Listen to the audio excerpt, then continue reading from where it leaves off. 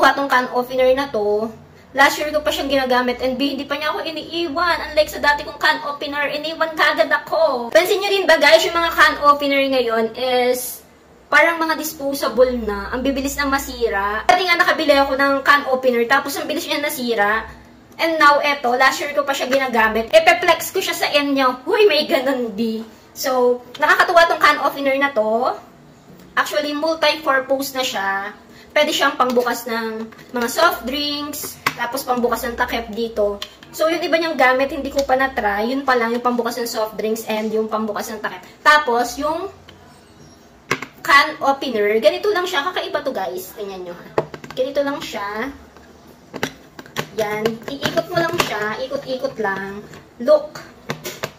Ikot-ikot lang to. Ay, kaya natapon.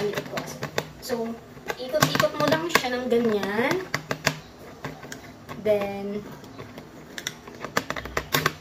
ayan. Okay na siya. Ganyan siya, guys. Oh. Meron siyang magnet. Kakaiba siya. Naka-magnet siya kapag na-open mo siya.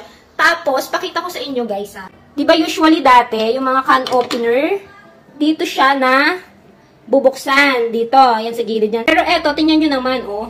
Yung paikot niya. Ang linis ng pagkakabukas niya, diba? So, kung kailangan nyo nga rin ng can opener na quality, hindi mabilis masira, you can try this new can opener. Actually, hindi na talaga siya new. Last year pa kasi ito nung nabili ko. And for sure, dati pa meron nito, hindi ko lang siguro alam. So, kung hindi nyo pa alam na meron ganitong mga quality na can opener, i-check out nyo na to guys. Yun lang po. Thank you for watching. Kating-ting. Bye!